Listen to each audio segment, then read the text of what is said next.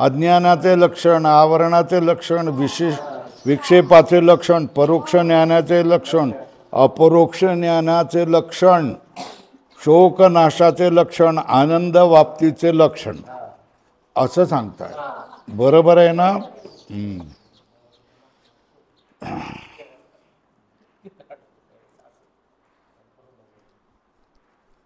शिष्याने प्रश्न विचारलेला होता, ठीक आहे, परमानंद प्राप्तीचं साधन मुक्ती म्हणजे काय? तर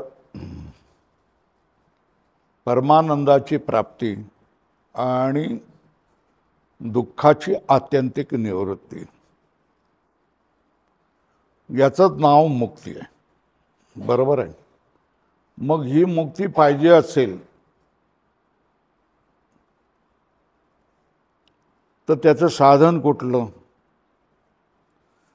तर त्याचं साधन ब्रह्मज्ञान आहे. जीव आणि ब्रह्म याच्या ऐक्याचं ज्ञान म्हणजेच ब्रह्मज्ञान.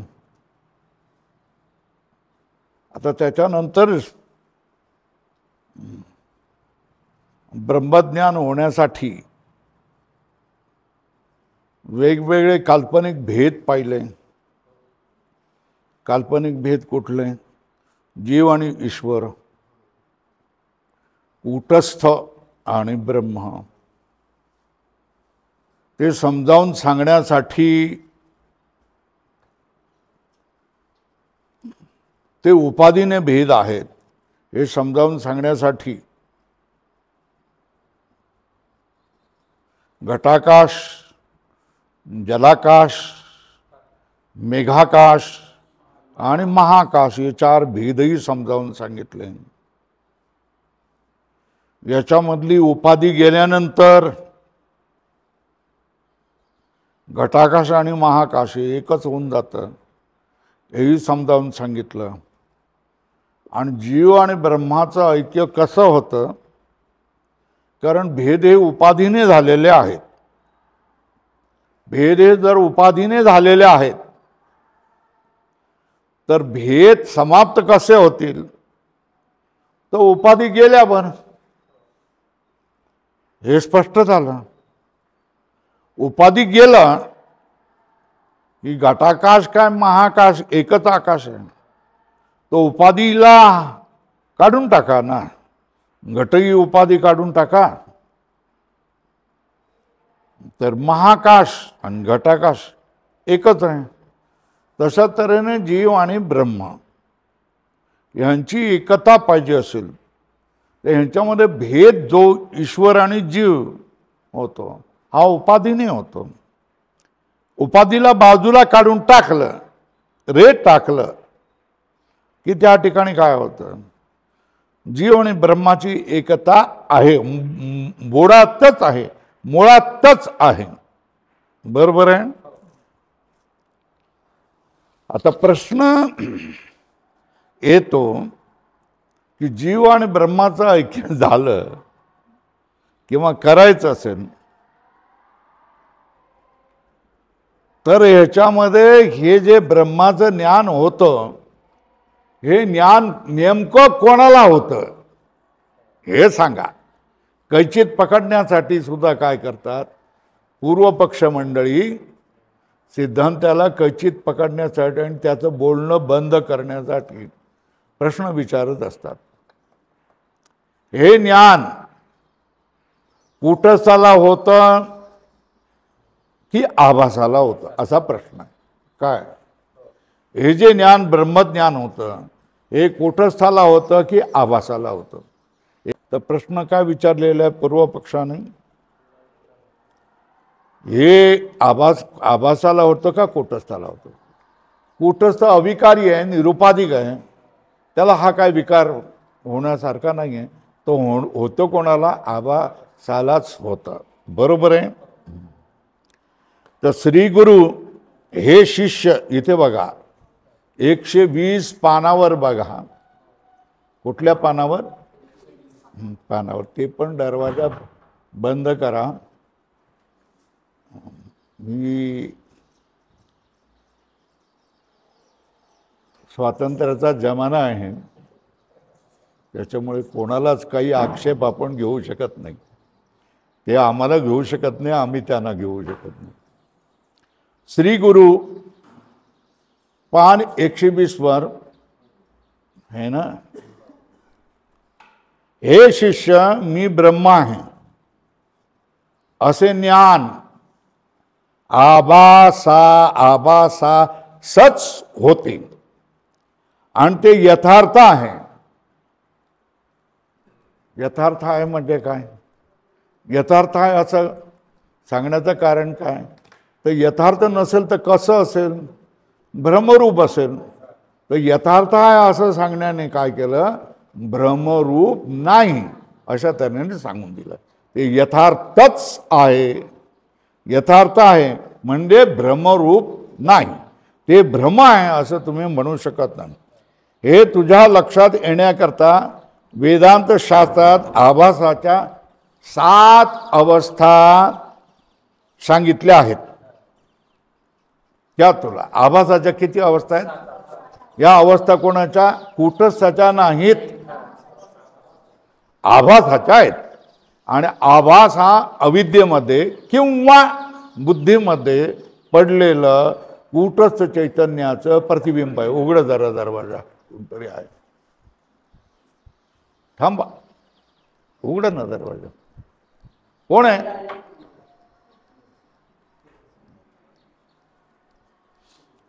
चला, तर आभासाच्या किती अवस्था आहेत? 7 अवस्था आहेत. बरोबर आहे ना?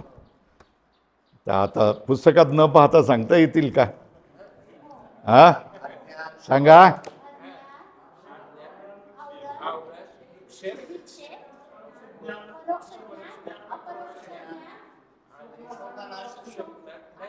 शोकनाश, आनंदाची अभाव. बरोबर ना? परत एकदा सांगाल का?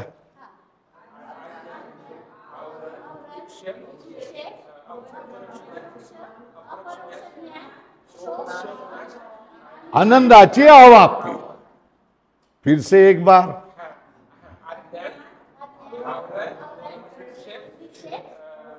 ज्ञान, अवाप्ति. अवाप्ति म्हणजे प्राप्ती, आनंदाची प्राप्ती. बरोबर झालं? हे जरा थोडंसं कंठच करावं लागतं. असं नाही म्हणून आता कंठ करायचा वेळ गेला, आता काय शाळा आहे का ही, असं म्हणून चालत नाही.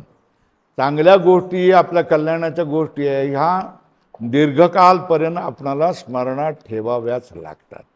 बरोबर आहे ना? कारण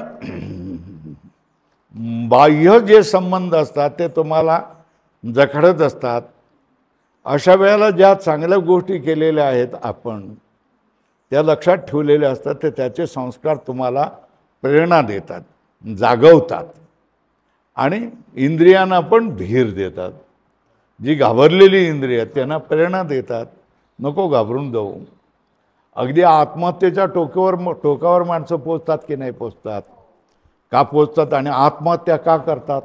कारण त्याच्या अगोदर त्यांना प्रेरणा देणारं, त्यांच्या घाबरलेल्या इंद्रियांना उत्तेजन देणारं असं कोणी नसतं, मिळत नाही. आणि ज्यांना मिळतं ते आत्महत्या करत नाहीत. बरोबर आहे? त्याच्यामुळे ही प्रेरणा देणाऱ्या गोष्टी आहेत, ह्या आपण लक्षात ठेवल्या आहेत. आभासाच्या अवस्था किती? हा, सांगा.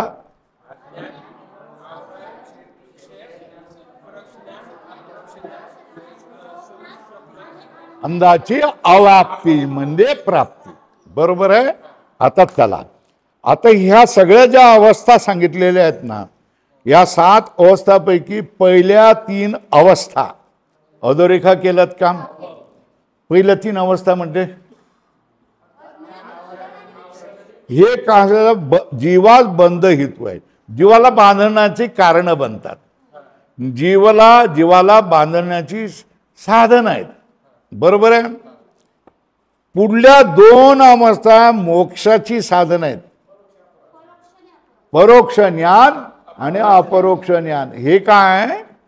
जीवाला मोक्ष करण्याची साधना. आणि राहिले किती? शोकनाश आणि आनंदाची प्राप्ती. या दोन अवस्था साक्षात मोक्ष रूप आहे. त्याच्यामध्ये आपण मोक्षाच्या ह्याच्यामध्ये मग्न असतो. मुक्त झालं पाहिजे. धन्य आहे, धन्य आहे, माझं जीवन धन्य आहे, माझे गुरु धन्य आहेत, माझं शास्त्र धन्य आहे, मी जे केलं माझं कर्म धन्य आहे, माझं पुण्य धन्य आहे की मी मुक्त झालो, आता मला चिंता नाही. अशी जी अवस्था आहे म्हणजे त्याच्यामध्ये तुमचा शोक नष्ट होऊन जातो. आता कोण आपलं माणूस मेलं तर रडायचं असतं की नाही रडायचं असतं? रडायचं असतं की नसतं? हा मग खरे किती रडतात, खोटे किती रडतात? हा तर त्या ठिकाणी तो शोकाचाच प्रसंग असतो. एक माणूस आपल्यामधून निघून जात असतं. पण त्या ठिकाणी तीन माणसं असतात. एक लोक काय म्हणतील म्हणून रडणारी असतात, दुसरी रडणाऱ्यांना धीर देण्यासाठी म्हणून रडायला आलेली असतात, तिसरी असतात ती खरीखुरी म्हणजे नवरा मेल्यानंतर बायकोला होणारा शोक हा खोटा असतो का? खराच असतो. किंवा बायको मेल्यानंतर नवऱ्याला जो होणारा शोक असतो का तो खोटा असतो का? तो खराच असतो. बरोबर आहे ना? तर ते खरं शोक झालेला आहे म्हणून ती मरत असतात, आपलं कोणीतरी गेलं आहे म्हणून. बरोबर आहे. आणि तसंच मंडळी आमदार आलेला आहे, तुमच्या घरी कोणीतरी मेलेला हे समजलं म्हणून. ही माणसं तशी तटस्थ असतात. फक्त काय करतात, आपण आलो एवढं दाखवण्यासाठी, हजेरी दाखवण्यासाठी असतात. तर ही शोकालीची वेगवेगळी कारणं असतात. आता ह्याच्यामध्ये समजा नवरा मेला तर बायकोचा जो शोक होणार, विलाप असणार आहे, आणि बायको मेली म्हणून नवऱ्याचा जो शोक असणार आहे हा खरा खुरा शोक असतो. बरोबर आहे ना? आता या शोकाची मात्रा तुम्ही मोजू शकता का की एवढीच आहे म्हणून? नाही ना, आहे ना? पण जर तुम्हाला ज्ञान असेल तर या दुःखाचा पारा तुमचा कमी होऊ शकतो का? होऊ शकतं ना. एक तर तुम्ही व्यवहारातल्या ज्याचं सही ध्रुवम मृत्यूर ध्रुवम जन्म मृत असायचं. बरोबर आहे. असं म्हणून स्वतःचं समजवणूक करू शकतात. शास्त्र ग्रंथ हे तुम्हाला संकटाच्या प्रसंगी, संशयाच्या प्रसंगी मार्ग दाखवणारे असतात. बरोबर आहे. तर त्यावेळेला तुम्हाला दुःखाचा जो कडेलोट आहे तो कडेलोटावर तुम्ही पोचू नये, मर्यादित राहावं याच्यासाठी तुम्हाला काय सांगते भगवद्गीता? काय सांगते? व्यवहाराला धरून जो जन्माला आलेला आहे त्याला मृत्यू निश्चित आहे, आणि ज्याला मृत्यू झालेला आहे त्याचा पुन्हा जन्म होणारच आहे, है ना? आणि वेदांत काय सांगतो? अरे मृत्यू तर कोणाचा होतो? शरीराचा होतो. आणि जन्मही कोणाचा होतो? शरीराचा होतोय. तू काही शरीर नाही आहेस, देह नाही आहेस म्हणून. मग तो काय म्हणेल की माझी पत्नी मेलेलीच नाही, कारण माझी पत्नी, आम्ही दोघेही वेदांती होतो, त्याच्यामुळे माझी पत्नी अमर आहे. देह पंचमहाभूताचं मोठ काय ते कधी ना कधी तरी द्यावा लागणार आहे. आणि हीच गोष्ट पत्नी देखील जिवंत असेल आणि नवरा मेलेला असेल तर ती करेल. आता जर रडलं नाही तर लोक बोलतील की नाही की बाईला एवढं होऊन सुद्धा रडलंच नाही, किंवा हा बाप्या रडलाच नाही म्हणून. मग त्यांच्यासाठी दिखावटी रडावंच लागेल. पण मोले घातले रडाया नाही मोह आणि माया असं नाही आहे. हे असं नाही आहे. मोह आणि माया नाही असं नाही, प्रेम आहे. पण इथे काय आहे? ज्ञान पण आहे, हे लक्षात घेत आहे. त्याच्यामुळे जो दुःखाचा जो आवाका असतो, वेग असतो, हा तुम्ही मर्यादित ठेवू शकता किंवा त्याचा काळही मर्यादित करू शकतात. हां, आता तिकडून कोणीतरी माणूस येत आहे असं म्हटल्यानंतर 10 दिवसाच्या मध्ये ताबडतोब येऊन काय रडायला लागतात, है ना. तर याच्यामध्ये ज्याचे ज्ञान झालेलं आहे हे माणसं काय करतील, आतील बसा हे करा, असं असं झालं, काय झालं, काय करायचं, थोडक्यातच होऊन जाईल ना काम. तो जो हे जे डोका आपटणं, छाती पेटणं वगैरे जो विलापाच्या वेगवेगळ्या गोष्टी असतात, ह्या गोष्टी ही शहाणी माणसं करणार नाहीत. आता मी काय सांगावं तुम्हाला, प्रेम आहे ही गोष्ट काही सांगायची नसते, दाखवण्याची गोष्ट नसते, बरोबर आहे ना. ती प्रेम ही करण्याची गोष्ट असते, है ना. जीवनाचा एक भाग झाला पाहिजे. तर दाखवण्यासाठी कोणी प्रेम करू नये, पण आजच्या काळामध्ये दाखवण्यासाठीच प्रेम केलं जातं. फोटो काढले जातात, आणखी काय काय केलं जातं, कॅमेरा चालवला जातो, बरोबर आहे ना. तर प्रेम आणि ज्ञान ही काही दाखवण्याच्या गोष्टी नसतात, त्या अनुभवाच्या असतात. असू द्यात, हे थोडीशी भूमिका सांगितली तुम्हाला. आता आपण काय कर लक्षणाकडे वळूया. कशाचे? ह्या ज्या 7 अवस्था सांगितल्या आहेत, या 7 अवस्थांची लक्षणं आपण आता करतोय. पहिल्या 3 अवस्था बंधाची साधन आहेत. नंतर शेवटले 2 अवस्था 4 आणि 5 नंबरच्या ह्या काय मोक्षाची साधन आहेत. आणि शोकनाश आणि आनंद अवाप्ती हा साक्षात मोक्षाचं स्वरूप आहे, बरोबर आहे. एवढं झालं. आता याच्यामध्ये अज्ञानाचं लक्षण करणं. हां, अज्ञान म्हणजे काय? तुम्हाला कोणालाही विचारलं अज्ञान म्हणजे काय, काय न कळणं, न समजणं, यालाच अज्ञान म्हणतात ना. तेच सांगितलंय. अज्ञानाचं न कळणे हा अज्ञान या शब्दाचा अर्थ प्रसिद्ध आहे. मला देवाचं अज्ञान आहे म्हणजे तुम्ही काय म्हणत असता, मला ब्रह्माचं अज्ञान आहे म्हणजे तुम्ही काय म्हणत असता, तुमचा देव काय आहे मला काय माहीत नाही, तुमचं ब्रह्म काय आहे मला काय माहीत नाही, असंच बोलत असतात ना. या असंच सांगणार ना, ब्रह्म काय तू जाणतेस का, नाही मला बुवा काय माहीत नाही. ईश्वर काय जाणतोय का, मला काय माहीत नाही. आता सगळ्या ह्याच्यामध्ये देव मानतात म्हणून आपणही देव मानत असतो. पण मग देव काय आहे ते समजावून सांगा, सांगता येत नाही माणसांना, बरोबर आहे. आणि म्हणूनच शास्त्र आहे की देव नेमकं काय आहे, देवाचं स्वरूप काय हे कळावं याच्यासाठी. तर अज्ञान लक्षात, ब्रह्म म्हणजे काय याबद्दल काही सुद्धा माहीत नसते, याचं नाव अज्ञान. ईश्वर, ब्रह्म, संत मला नाही कळत असं म्हणणं, याचं नाव काय, अज्ञान. मला ब्रह्म म्हणजे काय ते माहीत नाही असा व्यवहार, हा व्यवहार कुठला आहे? तुम्ही बोलता ना, तुम्ही जे काय ब्रह्म म्हणतायत ते काय मला काही समजत नाही, हा शाब्दिक व्यवहार झाला. ह्या शाब्दिक व्यवहाराचं जे कारण आहे ते अज्ञान आहे.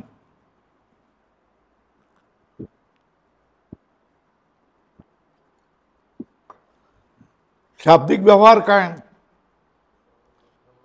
तुम्ही जे ब्रह्म म्हणून काय म्हणतायत ब्रह्म म्हणतायत ते मला काय माहित नाही, असं जो तुम्ही बोलून दाखवता ते कशामुळे बोलवतात, त्याचं जे कारण आहे त्याला काय म्हणतात, अज्ञान, बरोबर आहे. आता जशा या आभासाच्या 7 अवस्था आहेत तशा तऱ्हेने अज्ञानाच्याच आवरण आणि विशेष इथे अशा 2 शक्ती आहेत किंवा हे 2 अज्ञानाचे अंश आहेत अशी परिभाषा आहे. काय अज्ञानाच्या अवस्था किती आहेत, कुठल्या आवरण आणि विक्षेप, बरोबर आहे. अज्ञान हेच काय आवरण बनतं आणि काय विक्षेप बनतं. थोडासा फरक झाला की जशा त्याने एकच स्त्री असते है ना, लग्न केलं, सप्तपदी वगैरे झाली का तिला पत्नी म्हटलं जातं. 9 महिने मुलाचं संगोपन केलं आणि वाढवलं की ती आई बनते. बरोबर. आणि तिच्या मुलीला किंवा मुलाला मुलं झाली का ती आजी बनते. स्त्री एकच पण नावं वेगवेगळी ठेवली ना. तशाच तऱ्हेने अज्ञानाचे हे 2 अंश आहे. अज्ञान अंश त्याला म्हणतात. अज्ञानाचे अंश किती? कुठले कुठले? आवरण आणि विक्षेप. एवढं लक्षात आलं. आता आवरणाचे लक्षण सांगा. आवरणाचे लक्षण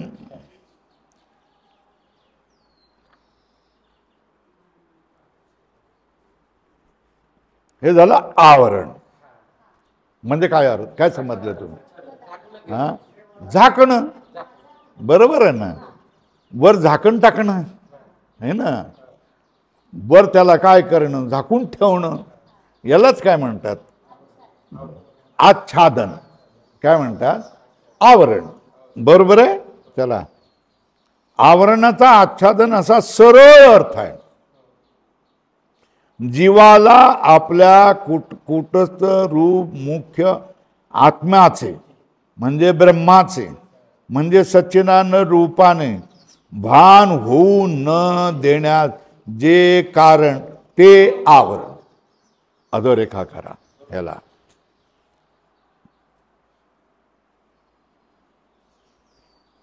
है ना. जीवाचं स्वरूप काय तर ब्रह्म. ब्रह्म कसं आहे? सत चित आनंद स्वरूप आहे. बरोबर आहे ना. ब्रह्म कोण आहे? सत चित आनंद स्वरूप कोण आहे? ब्रह्म आहे. हे आपलं स्वरूप आहे ना. कुठेतरी ज्ञानदेव म्हणतात निजरूप दाविले माझे मज. है ना. आपलं रूप आपण विसरलेलं असतो. है ना. आणि हे विसरलेलं आपलं रूप आहेत त्याच्यासाठी प्रमाण आहेत. पण म्हाताऱ्या माणसाने किती लक्षात ठेवायची. हा, दिदली दुसरं आपलं जे हरवलेलं स्वरूप आहे ते संतांच्या जवळ काय गिवसावे असं म्हटलेलं आहे बघा.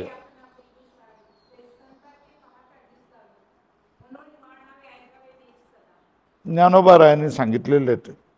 आपण ज्या जन्माला आल्यापासून आपलं स्वरूप विसरलेलो आहोत. हे स्वरूप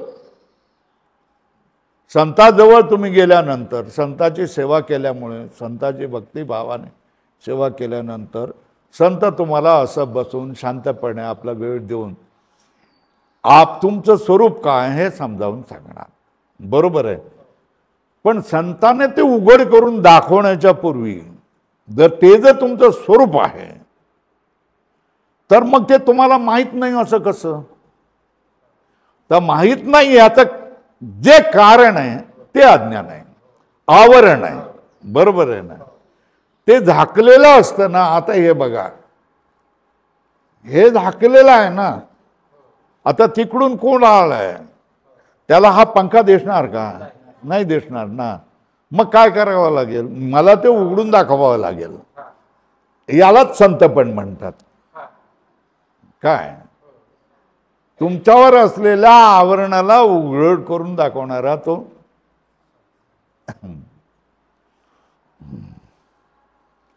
बैसता संताच्या संगती कळो आले कमलापती.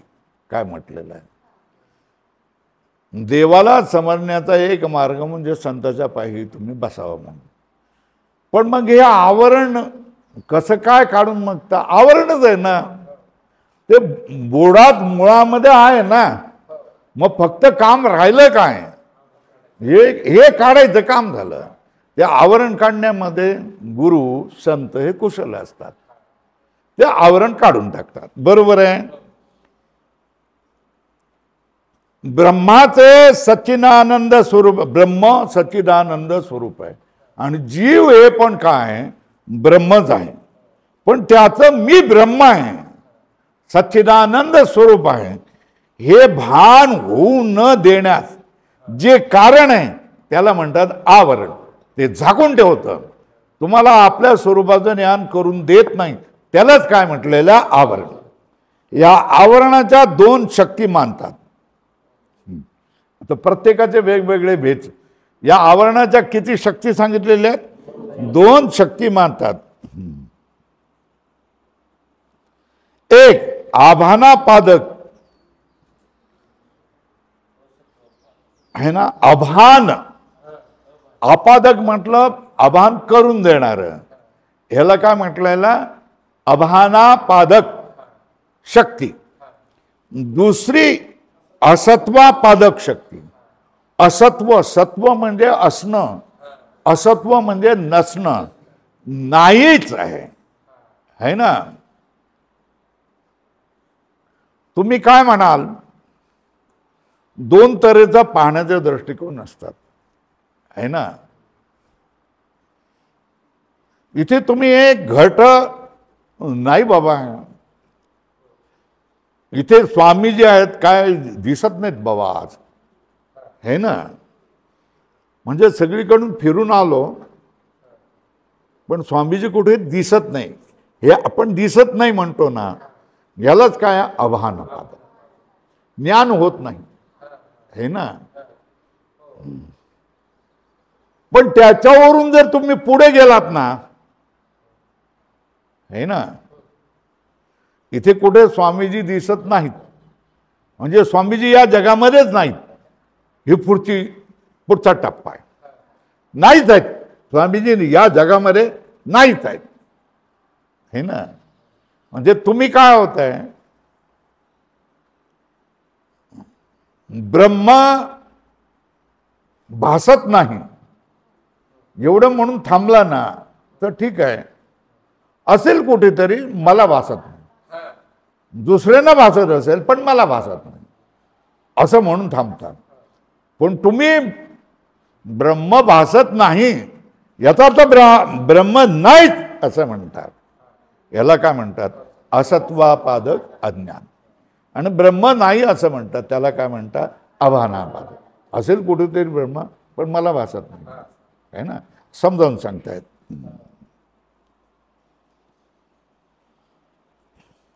एक अभानापादक आणि दुसरे असत्वापादक. या आवरणाच्या दोन शक्तीमुळे ब्रह्माचे म्हणजे आत्म्याचे भान होऊ न देणे. काय ह्या दोन आहेत. एक कुठलं? अभानापादक. दुसरं काय? पुढची स्टेप नाहीच, असत्वापादक. या आवरणाच्या दोन शक्तीमुळे ब्रह्माचे आत्म्याचे भान होऊ न देणे, ते अभानापादक आवरण शक्तीचे कार्य आहे. आणि ब्रह्म नाही असा निश्चय होणे हे असत्वापादक आवरण शक्तीचे कार्य. आता पहिला आपण काय जाणलं? आवरण जाणलं. या आवरणाच्या दोन शक्ती जाणल्या. सांगा बरं. अभानापादक अज्ञान आवरण आणि असत्वापादक आवरण, या दोन शक्ती आपण जाणल्या. बरोबर आहे. आता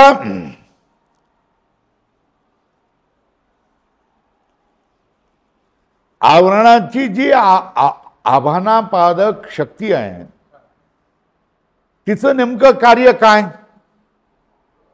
ब्रह्माचं भान होऊ न देणं हे त्याचं कार्य. बरोबर आहे. अच्छा, असत्वापादक जे अज्ञान आहे हे काय करते? पुढे एक टप्पा जाऊन सांगतं काय? ज्ञान होत नाही ना, ब्रह्म नाहीच हे मनाशी निश्चय करतं. ज्ञान होत नाही ना, है ना, मग ब्रह्म नाही असतं तर ज्ञान झालं असतं ना. इथे जर घट असता तर त्याचं ज्ञान झालं. इथे ज्ञान नाही याचा अर्थ इथे घट नाही, घट नाही आहे. तशाच तऱ्हेने ब्रह्म जर असतं तर ब्रह्माचं जी ज्ञानाची साधन आहे त्या ज्ञानाच्या साधनाने ज्ञान झालं असतं. पण ज्ञान होत नाही म्हणून अगदी शेवटल्या टोकाला पोचून जातो ब्रह्म नाही आहे या जगामध्ये असं जो म्हणतो. या निश्चयाला पोचणं हे कार्य कोणाचं? असत्वापादक आवरणाचं. बरोबर आहे. आणि पहिलं भान होत नाही बाबा, काय करावं समजत नाही आहे ना, आमच्या बुद्धीची तेवढी शक्ती नाही. याला काय म्हणायचं? अभानापादक आवरण है ना. पुढे जाऊ की का दोन्ही कार्य समजली. अभानापादक आवरण शक्तीचं कार्य काय? आत्म्याचं भान होऊ न देणं, ब्रह्माचं भान होऊ न देणं, ब्रह्माचं ज्ञान होऊ न देणं. याच्यासाठी आवरण करणारी शक्ती कुठली आहे? अभानापादक शक्ती. बरोबर आहे. आणि पुढचा निश्चय ब्रह्म नाहीत असा पुढच्या टोकावर जाणारं जे आहे हे कोणाचं कारण आहे? असत्वापादक. हे लक्षात ठेवाल का? जरा लक्षात ठेवा. थोडंसं वेळ रोज काढत जावा ह्याच्यासाठी आहे ना, की ही कार्य सगळीच करायची आहेत. लेकाची लग्न करायचं आहे, लेकीचं लग्न करायचं आहे, नंतर लेकीच्या मुलांचं बाळंतपण करायचं आहे, सगळ्या गोष्टी करायच्या आहेत. पण ह्या गोष्टी तुमच्या कामाच्या आहेत. लेकीचं तुम्ही कितीही करा, लेकाचं तुम्ही कितीही करा, त्यांच्याकडे कृतज्ञता नावाची गोष्ट नाही आहे ना. आणि हे जर तुम्ही केलात तर ती ब्रह्मशक्ती तुम्हाला आपल्यामध्ये विलीन करून घेईल.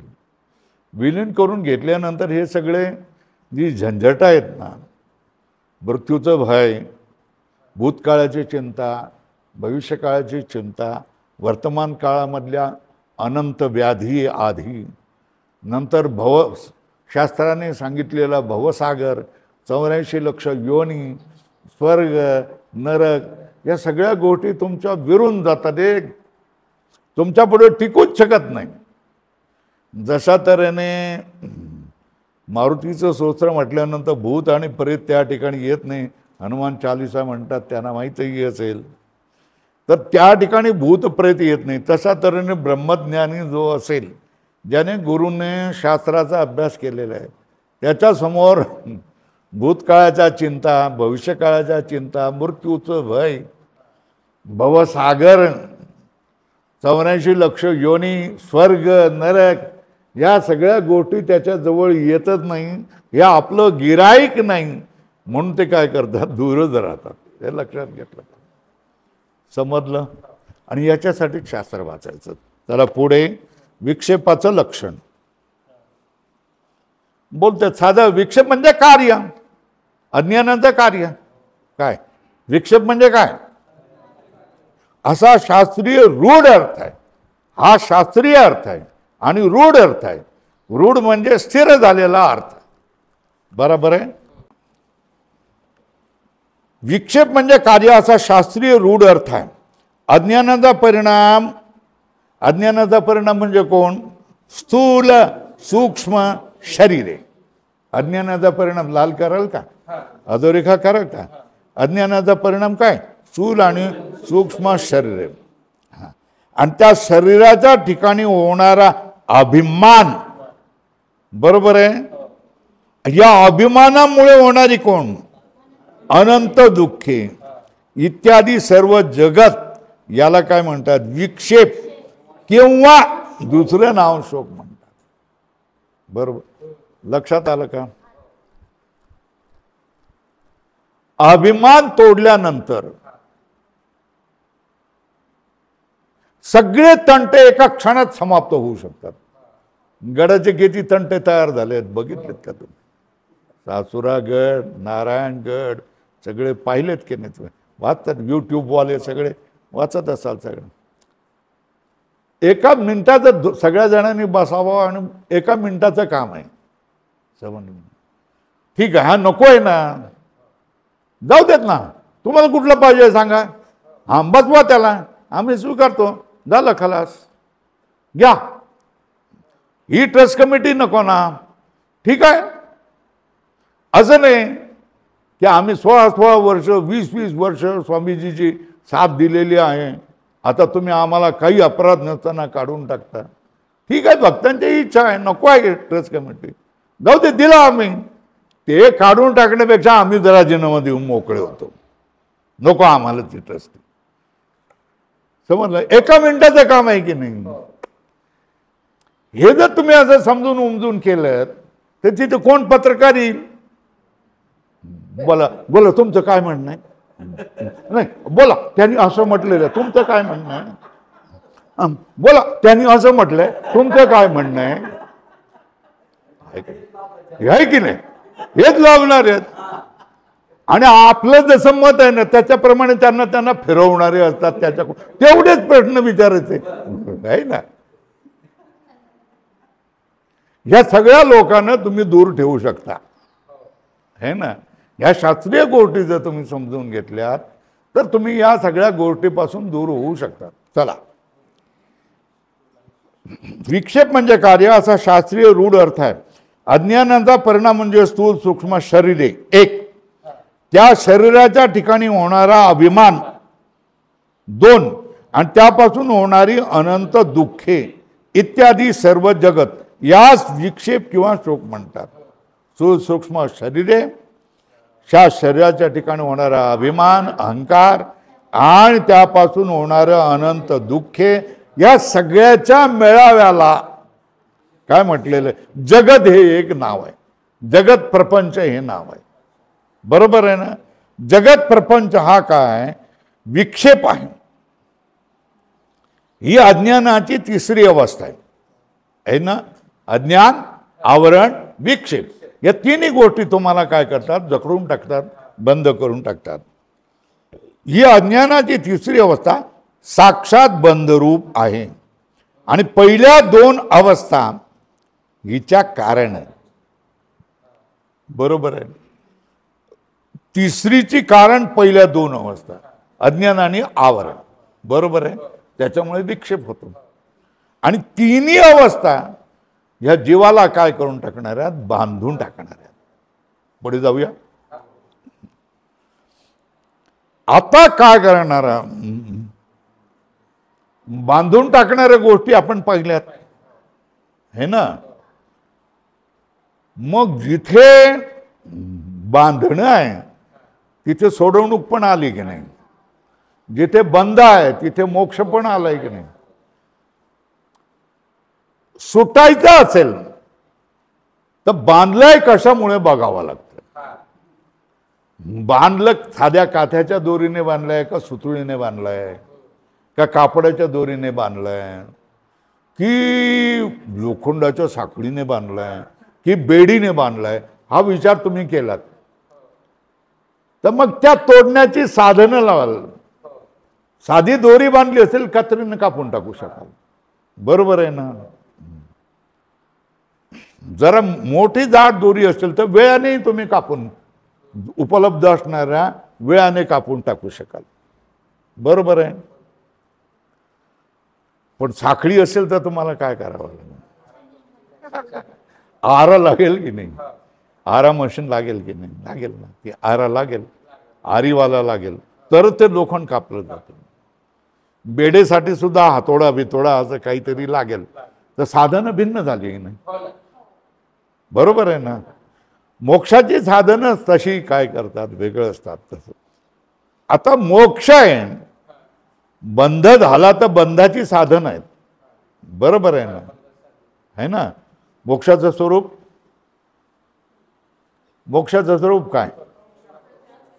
शोकनाश, आनंदाची अवाप्ती.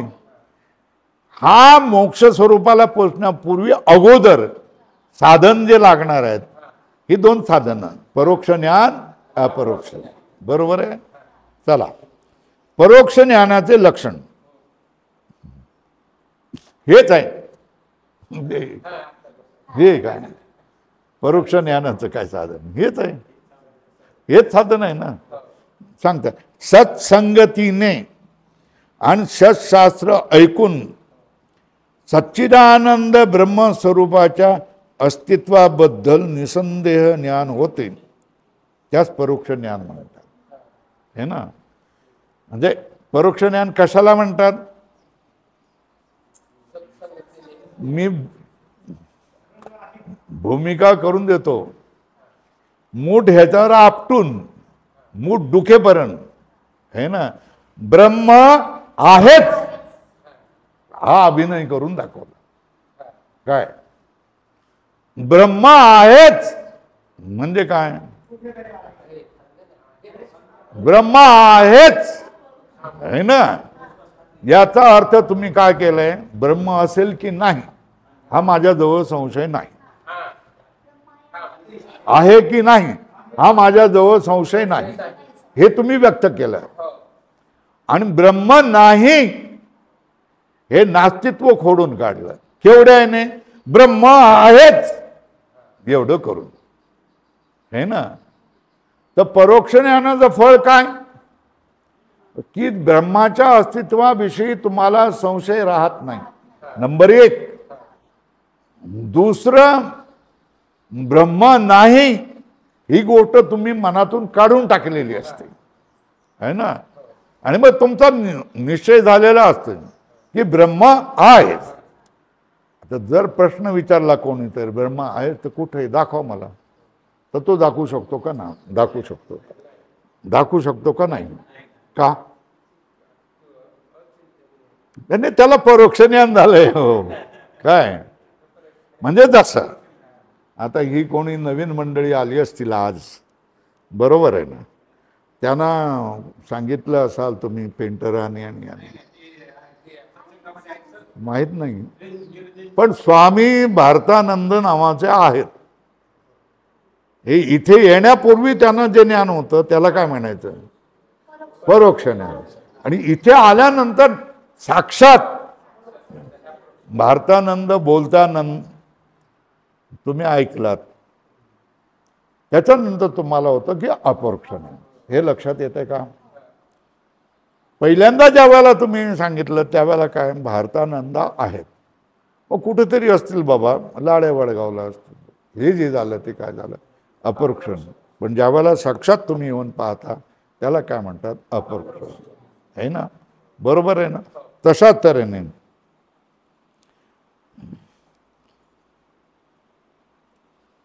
ब्रह्माच्या अस्तित्वाचं निसंदेह, निसंदेह म्हटलं संदेह रहित ज्ञान होणं, याला काय म्हणतात, परोक्ष ज्ञान. काय परोक्ष ज्ञानाचं लक्षण काय केलं, ब्रह्माचं अस्तित्वाचं निसंदेह ज्ञान होणं, संदेह रहित, संशय रहित, है ना.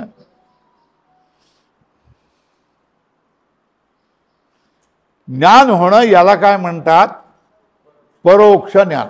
या परोक्ष ज्ञानाचं साधन काय,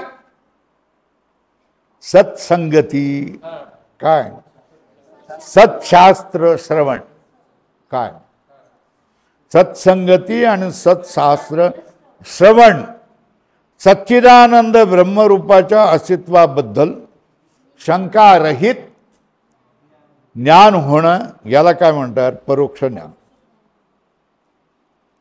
है ना. तो माणूस कधीही म्हणणार नाही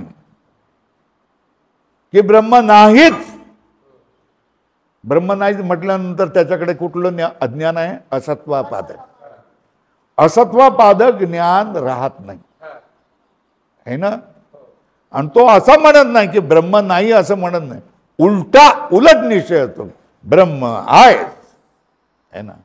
निसंदेह असतं, तो ब्रह्म नाही असं म्हणत नाही, ब्रह्माविषयी संशय आहे असंही म्हणत नाही, त्याला काय म्हणायचं, परोक्ष ज्ञान असं म्हणायचं, बरोबर आहे.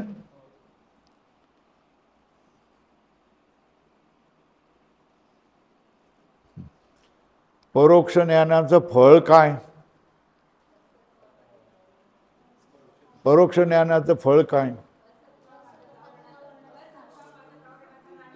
हा हे ब्रह्म आहेच असं तुम्ही म्हटलं, परोक्ष ज्ञान झालं की ताबडतोब असत्वज्ञान, असत्वापादक आवरण पळून जातं, तिथे राहतच नाही, टिकू शकत नाही, गेला रे गेला, सुटला सुटला सुटला, हा सुटला आपल्यापासून.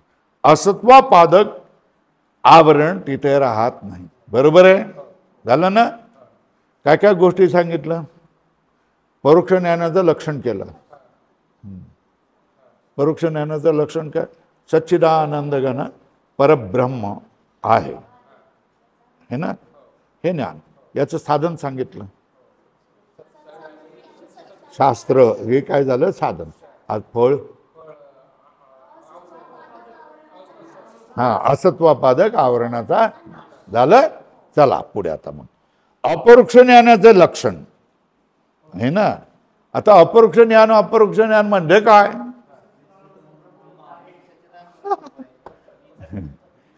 जे ब्रह्म आहे ना असं मी म्हणतोय ते दुसरं कोणी नाही, माझ्याशिवाय दुसरं कोणी नाही, मीच आहे असं म्हणणं याला काय म्हणतात अपरोक्ष. बरोबर आहे. अपरोक्ष ज्ञानाचे लक्षण मी सच्चिदानंद ब्रह्मरूप अधोरेखा करा, लाल करा असे आत्म्याचे. मी आत्मा आहे पण मी जो आत्मा आहे एक आहे, सच्चिदानंद ब्रह्मरूप आहे. ब्रह्मरूपाने जे निसंदेह ज्ञान त्यास आत्म्याचे अपरोक्ष ज्ञान म्हणतात. आता ह्या अपरोक्ष ज्ञानाचं फळ काय.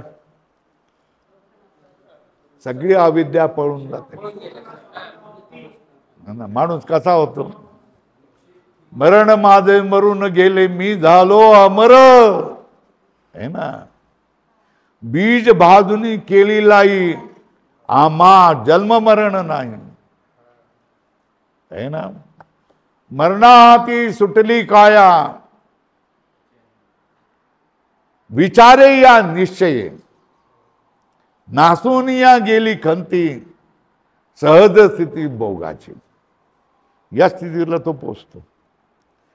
काही मला मागच्या जन्माच्या मागच्या आयुष्याच्या मी खंती करत नाही, काळजी करत नाही. मी पहिलं काय केलंय, पाप किती केलेत, काय केलंय याचा मी जराही विचार करत नाही. भविष्यात मला काय होणार आहे याची काळजी करत नाही. म्हातारपणात माझी सेवा कोण करणार आहे मला काळजी नाही. मरण मला घरातून घेईल मला त्याची काळजी नाही. बरोबर आहे.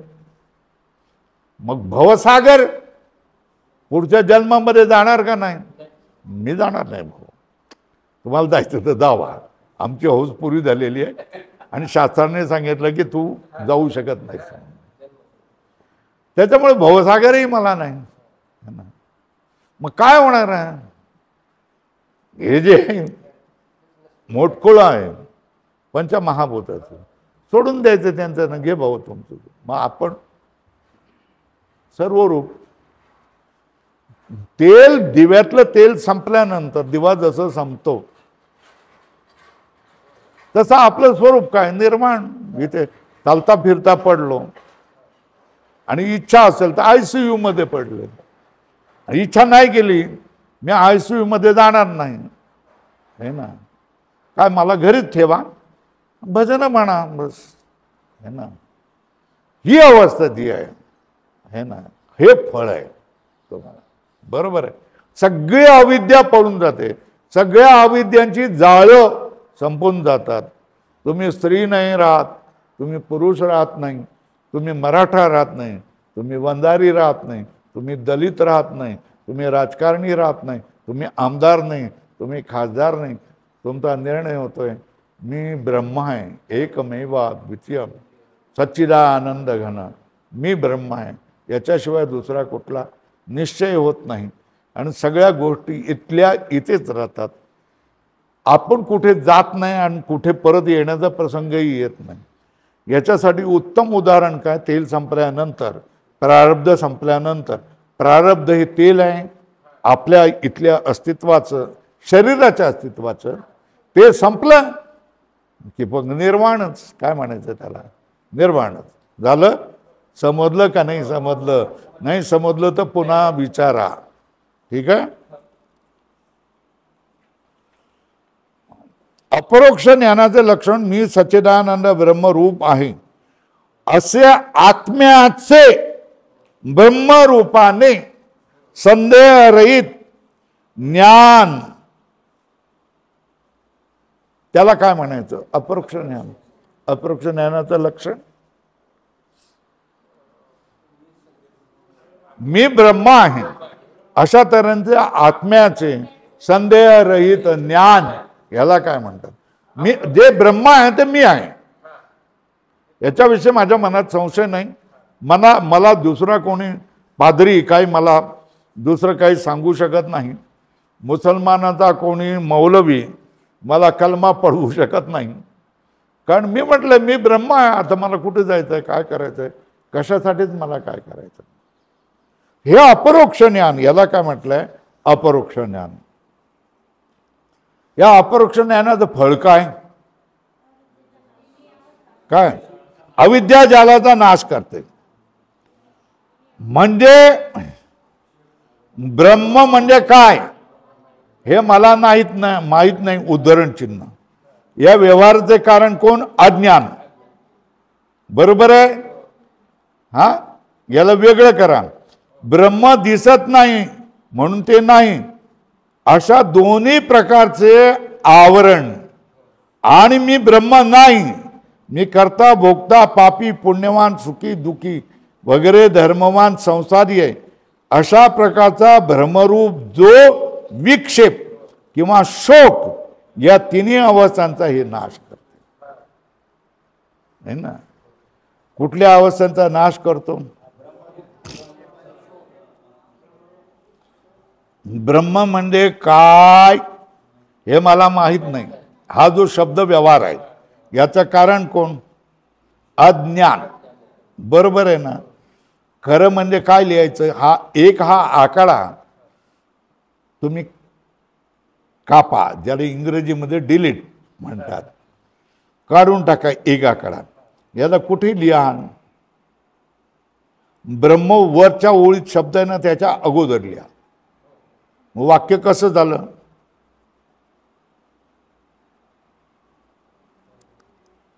बरोबर आहे ना. ब्रह्म म्हणजे काय हे मला माहित नाही, या व्यवहाराचे कारण जे अज्ञान. बरोबर आहे. हे एक झालं. आणि ब्रह्म दिसत नाही म्हणून ते नाही, अशा दोन्ही प्रकारचे आवरण है ना. या 2 नंबरला ब्रह्म दिसत नाही याच्या पूर्वी लिहा, है ना. म्हणजे दुसरं काय, जे ब्रह्म दिसत नाही म्हणून ते नाही, अशा दोन्ही प्रकारचे आवरण. आवरण कुठलं, आव्हानापादक असत्वापादक. या दोन्ही आवरणाचे आवरण. बरोबर आहे.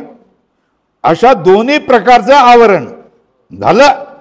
हे 2 झालं. 2 काटलं का, कुठं लिहिलं, ब्रह्म दिसत नाही याच्या पूर्वी लिहा.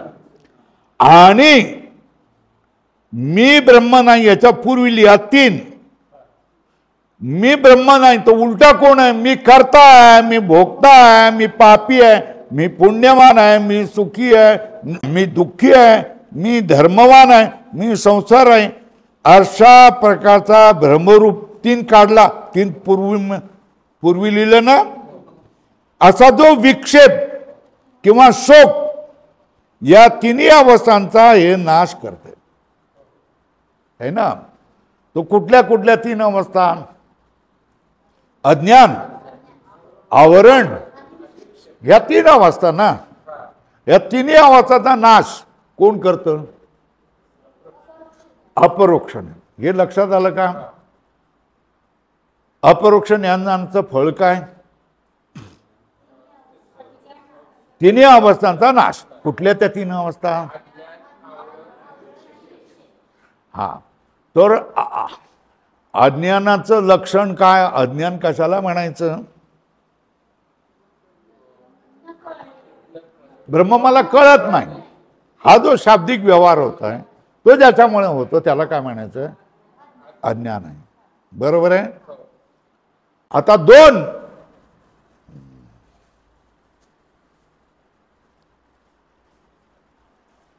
आवरण कशाला म्हणायचं, असत्वापादक आवरण, आभानापादक आवरण. ब्रह्माचं ज्ञान होत नाही है ना, म्हणून ब्रह्म नाही असा जो निश्चय आहे याला काय म्हणायचं. हे दुसरं आलं ना, आवरण आलं. आता विक्षेप काय, मी ब्रह्म नाही. ठीक आहे, नाही तर नाही बाबू. वा, हायस कोण ते तरी सांग ना. मी करता आहे, मी भोक्ता आहे, मी ज्ञानी आहे, मी आमदार आहे, मी खासदार आहे, मी मठाधीश आहे, हे जे अभिमानाने जगाचा एक भाग आहे, मराठा आहे, वंजारी आहे, या सगळ्या गोष्टी ज्या आहेत याला काय म्हणतात? विक्षेप म्हणतात. 3 गोष्टी समजावून सांगितल्या का? या 3 ज्या अवस्था आहेत कोणाच्या? अज्ञानाच्या. या 3ही अवस्थाचा नाश कोण करतंय? अपरोक्ष ज्ञान. अपरोक्ष ज्ञान काय? जे एकमेवा द्वितीय अद्वितीय स्वरूप सच्चिदानंद घन ब्रह्म आहे, तोच मी आत्मा आहे आणि मी जो आत्मा आहे तेच ते ब्रह्म आहे, अशा स्वरूपाचं निसंदिग्ध जे ज्ञान आहे त्याला काय म्हणतात? अपरोक्ष ज्ञान. हे अपरोक्ष ज्ञान अज्ञानाच्या 3ही अवस्थांचा नाश करून टाकतो. अज्ञानाच्या 3 अवस्था कुठं? अज्ञान, आवरण आणि विक्षेप, या 3 गोष्टाचा. अज्ञानाचं स्वरूप काय? मला ब्रह्म कळत नाही, मला आत्मा कळत नाही. झालं? हा.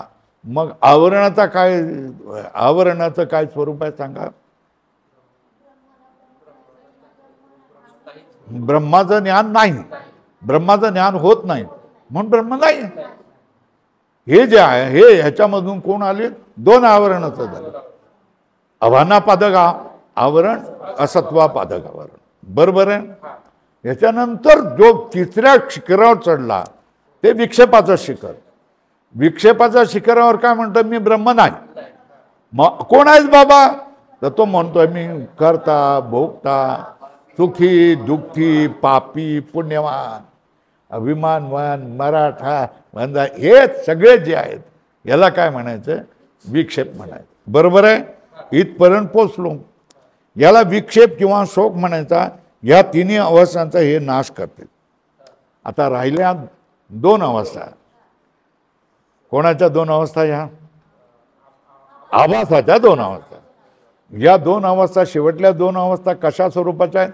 मोक्ष स्वरूपाच्या. ह्याच 2 अवस्था म्हणजेच मोक्ष. बरोबर आहे. शोकनाशाचे लक्षण अपरोक्ष ज्ञान झाल्यावर, मी सांगितलं, अगोदरच सांगितलं आणि नेहमी सांगत असतो, 40 वर्ष तुम्ही विचारसागर शिकतायत, शिकवतायत, अशा माणसाला किंवा बाईला विचारलं की महाराज तुम्ही 40 वर्ष शिकवतायत, तुम्ही मुक्त झालात की नाही झालात? है ना? तुम्हाला मोक्षाचा अनुभव आला की नाही आला? देवाने तुमच्यावर अनुग्रह केला की नाही? देवाने तुमच्यावर कृपा केली की नाही? देवाने तुम्हाला अंगीकारलं की नाही? असं विचारलं त्याला उत्तर देता येत नाही. त्याला काय उत्तर देता येत नाही ना. मग तुम्ही काय शिकवलं 40 वर्ष? नुसते शब्द शिकवले ना. काय शिकवलं? शब्द शिकवल्या, परिभाषा शिकवल्या, लक्षणं शिकवली, आहे ना. पण हे शिकवलं त्याच्यामध्ये तुमचा स्वतःचा काय फायदा झाला आणि ज्यांना तुम्ही शिकवलं त्यांना काय फायदा झाला हे कळलं पाहिजे ना. अरे सगळं जग फायद्यासाठी तर आहे ना. प्रत्येक जण याच्यात माझा काय फायदा असाच विचार करत असतो ना. आणि प्रवृत्तीचं कारण फायदा, लाभ. तुम्ही लाभ दाखवल्याशिवाय कोणी माणूस काही याच्यामध्ये प्रवृत्त होत नाही. भर उन्हाळ्यात, मेच्या उन्हाळ्यात तुम्ही 2 वाजता तिकडून निघून हे बाळासाहेब तर मोटरसायकलीवरून प्रयागताई पण डोकं तापून इथे येत होतात.